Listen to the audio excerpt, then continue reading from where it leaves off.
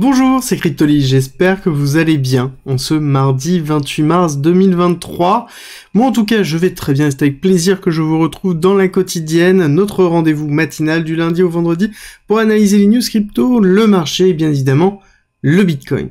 Alors, comme d'habitude, une partie actualité où on va revenir sur pas mal de choses aujourd'hui, avec notamment l'attaque de Binance par la CFTC. On va expliquer tout ça, et ensuite on ira faire un tour justement sur l'impact que ça a eu sur le marché crypto pour comprendre un petit peu l'état actuel et est-ce que oui ou non nous ne serions pas dans un bear trap. C'est un petit peu la réponse, enfin en tout cas la question dans laquelle on va essayer d'apporter une réponse aujourd'hui.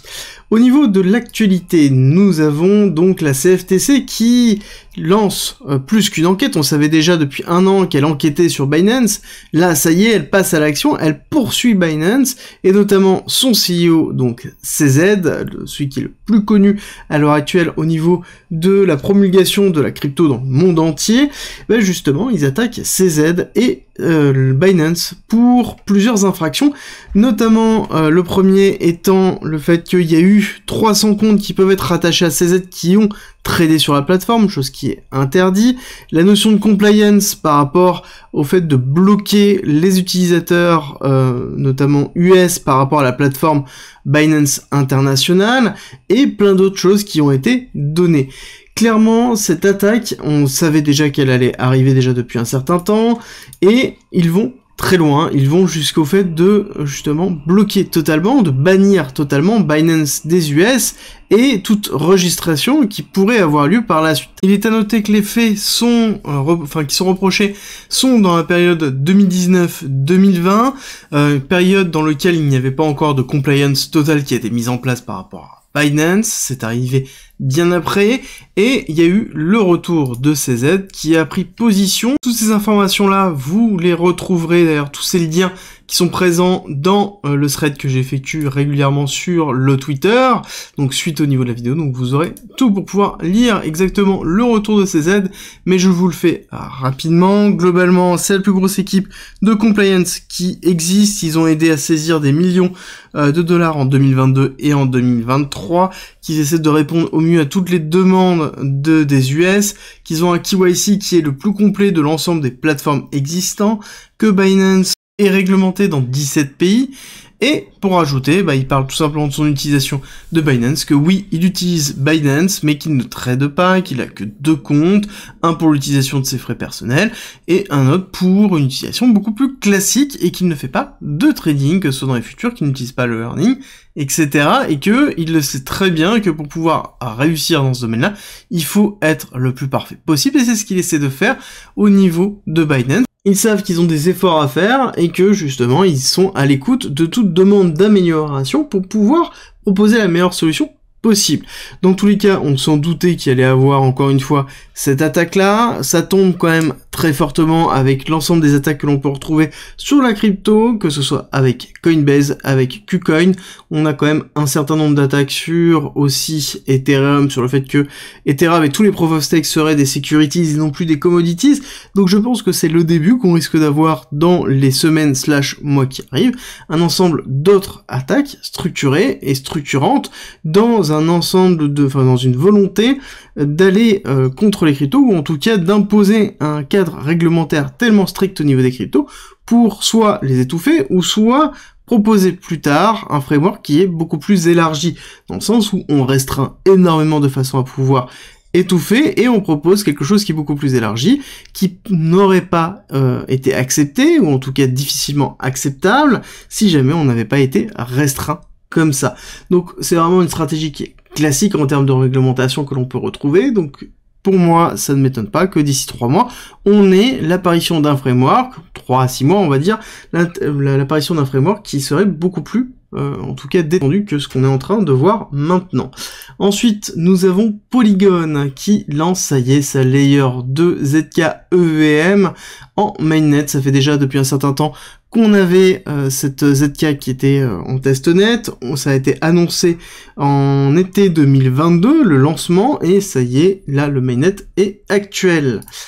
Nous avons comme dernière nouvelle Sony qui dépose des brevets pour les transferts de NFT entre les jeux et les consoles, et ça veut dire que Sony est en train de se préparer à l'utilisation des NFT dans l'utilisation de ces jeux vidéo, donc on va avoir, je pense, pas mal de surprises qui vont arriver en 2024-2025 dans l'utilisation de la blockchain dans les jeux vidéo. On sait très bien que c'est un vecteur d'évolution et de mass adoption le plus important qui existe à l'heure actuelle. Au niveau de la macroéconomie, très simple, aujourd'hui nous avons assez peu de choses, nous avons un discours de Lagarde, mais ça reste quand même assez faible. On a la conférence board sur la confiance des consommateurs, petit impact mais très léger. Ce qu'on va vraiment attendre, ça va être jeudi et vendredi, avec le PIB du T4, l'inscription au chômage classique, le PCE Core, et en Europe, l'IPC annuel. Donc on aura pas mal de nouvelles pour cette clôture mensuelle dont on abordera certainement demain ou après-demain la construction et bien comprendre les implications. On va terminer sur les nouvelles et on va attaquer la partie technique. Partie technique qui commence par notre récapitulatif habituel de là où nous nous trouvons. Nous avons terminé les 5 vagues d'impulsion héliotiste, nous avons fait le retracement ABC classique, nous sommes à l'extérieur de la zone de DCA mais limite extérieure, zone de DCA qui est la zone parfaite pour pouvoir recharger si on souhaite s'exposer au Bitcoin en prenant en considération que on peut chuter au 786 au top de la 1 ou à 10 000 $, voire même bien plus bas pour les pessimistes, pour ceux qui ne croient pas justement au concept du BTC. Actuellement, nous sommes au-dessus, nous avons fait une rupture avec une très grosse bougie que nous avons ici, rupture qui a été très forte et que le marché attendait. Actuellement, nous nous trouvons dans une schématique de pullback, nous avons comblé ici le gap CME que l'on trouvait justement dans cette période, et si on regarde un petit peu plus et qu'on zoome sur une daily par rapport à ce qui est en train de se passer, on voit que le retracement qui a été effectué, c'est un retracement ici qui est en train d'aller retester le 236, dans lequel nous avons, si on continue à zoomer, une prise de liquidité qui a été faite très intéressant. Nous avons eu justement un equal low avec premier lot effectué, petite prise de liquidité efficace ici avec formation d'un equal low structurel ici, et ici, on a eu prise de liquidité, une mèche, et on a rebondi tout de suite. Par contre, la réaction a été bien moins forte que ce qu'on aurait pu espérer. Quand on regarde la réaction de prise de liquidité ici, on a eu une grosse accélération. Là, on a eu la rupture de notre triangle de compression, de liquidité, et prise de liquidité efficace, avec prise de liquidité au niveau du triangle qui avait été fait, donc la liquidité qui se trouvait ici, plus la liquidité qui se trouvait là. Et la réaction par rapport à cette prise de liquidité est plus une forme de consolidation. Cette forme de consolidation, elle est vraiment à se prendre en considération, ce que l'on aurait pu considérer quand on était dans une réaccumulation avec un SC, STP, Spring, pour ensuite repartir à la hausse. Là, le souci, c'est que la réaction est quand même bien faiblarde, hein. On n'est pas allé reprendre la liquidité qui se trouve ici. On est quand même relativement loin de ce qu'on aurait pu espérer en termes de réaction. Si on regarde au niveau de l'order flow, on est en train d'aller retester la trendline que je vous ai donnée sur la totalité des positions des top traders. Donc ça sous-entend qu'on va aller retester la partie basse. Et quand on regarde un petit peu ici, on se retrouve sur une inversion des cours. Donc il y a beaucoup de personnes qui sont en train d'acheter. Ça sous-entend que on risque d'avoir une continuité baissière, et c'est un petit peu ce que je suis en train de cibler. Je suis en train de cibler cette partie-là. Donc la zone de retest, si on regarde sur une temporalité plus haute, qui correspondrait justement ici au niveau du retest de l'AR, parce que je rappelle que nous avons une accumulation de week off, SC, AR, ST, STB, d'accord, grosse accumulation que l'on a déjà depuis un certain temps, hein, depuis juin, donc on a quelque chose qui a été relativement long et relativement fort.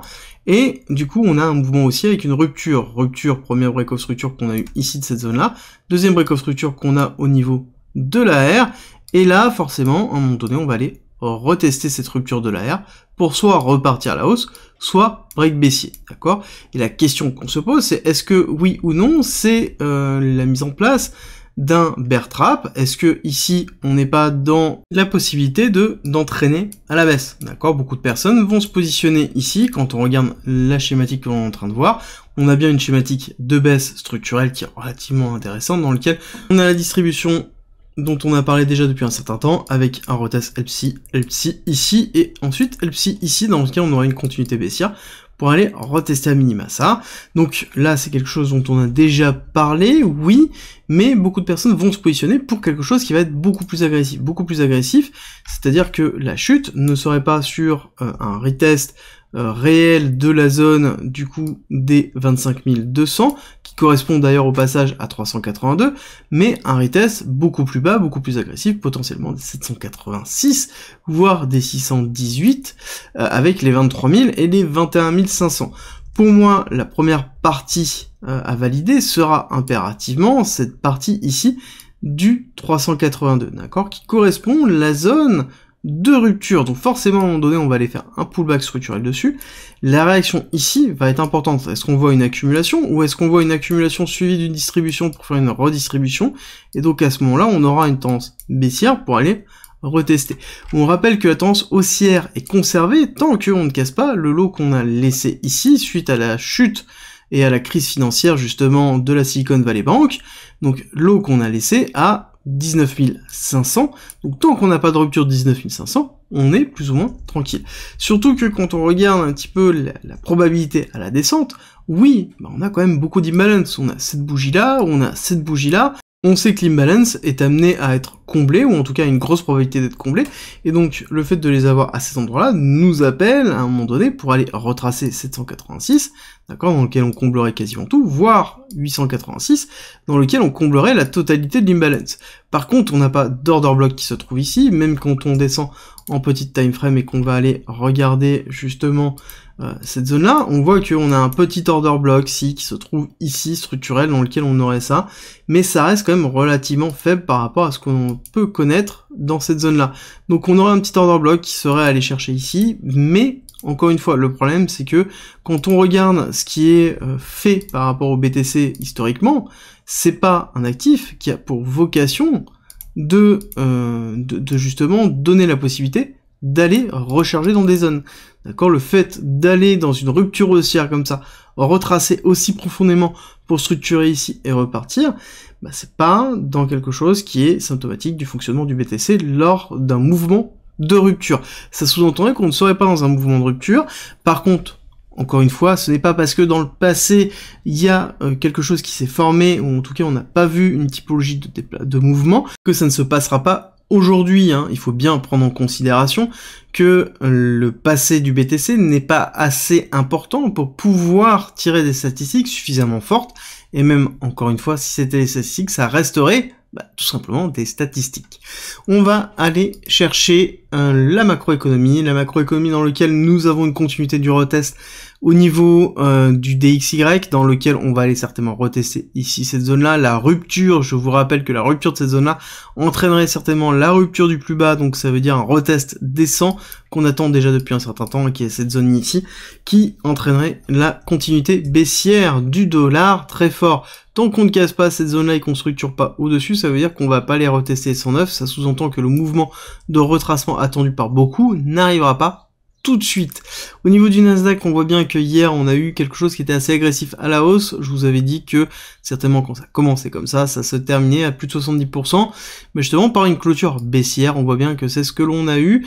On est en train ici d'être rejeté doucement par le niveau structurel qu'on a là. De toute façon, dans tous les cas, je pense qu'on est en train de préparer la clôture du trimestre, suivie de la clôture mensuelle. On a beaucoup de clôtures structurelles qui sont en train de se faire, donc forcément on va avoir un cours qui va se tasser sur tous les mouvements, avec les mouvements qu'on a pu avoir ces derniers jours. Le SP500 c'est pareil, on a une bougie d'écrasement qui est en train de se faire. Celle-ci aussi, le SP500 est toujours dans une mauvaise posture, par rapport en tout cas bien plus mauvaise que celle du Nasdaq. Quand on voit le Nasdaq, on est vraiment dans une impulsion haussière, alors que quand on voit le SP500, on voit qu'on est dans une impulsion baissière. Oui, nous avons retesté dans une partie basse, mais on n'a toujours pas cassé un plus haut, donc on n'a toujours pas cassé les 4077 qu'il va falloir à un moment donné avoir. D'accord, il va falloir faire cette rupture pour pouvoir se dire que, en l'occurrence, sur l'espèce 500, on est en train de partir à la hausse, mais il faut pas se leurrer que les valeurs bancaires impactent énormément, et donc forcément, ça va être compliqué pour le SP500. On est plus dans une continuité baissière, à mon avis, au niveau du SP500, avec potentiellement un retest ici des 3000, allez, on va dire 3060, oui, 3760 me paraît correct, avec un retest ici de ce lot-là. Si on a rupture de ce lot-là, là par contre ce sera beaucoup plus compliqué, ça veut dire qu'on ira chercher certainement les 3700, les 3670, pardon, pour aller faire un retest du 236 du mouvement total au niveau du SP500. Dites-moi en commentaire, est-ce que oui ou non, pour vous, le mouvement du BTC que nous avons lieu est un bear trap ou pas? Est-ce que c'est vraiment une rupture baissière pour aller chercher beaucoup plus bas, 18 000 ou en dessous, ou tout simplement pour un retest des 25 000. Dites-moi ce que vous en pensez en commentaire. Si la vidéo t'a plu, dis-le moi en commentaire, like, partage, ça m'aide beaucoup, et n'oublie pas que tu as en commentaire et en description aussi le Discord qui est gratuit, qui regorge d'informations, qui a un parcours pédagogique mis à disposition pour pouvoir avoir énormément d'informations. Tu y retrouveras aussi beaucoup de choses, comme par exemple plein de discussions enflammées, tu y retrouveras de la fiscalité, de l'investissement, du trading, de la DeFi, et aussi un coin premium dans lequel tu as mes briefs, mes investissements, mon portefeuille, mes gridbots, tu vas avoir aussi des stratégies automatisées, tu vas retrouver aussi des discussions et des accompagnements justement avancés pour pouvoir progresser plus rapidement, que ce soit dans l'investissement, le trading, ou même tout simplement dans un point de vue psychologique en termes d'investisseurs. Donc rejoins-nous, ça se passe en commentaire et en description. Je te dis à très vite.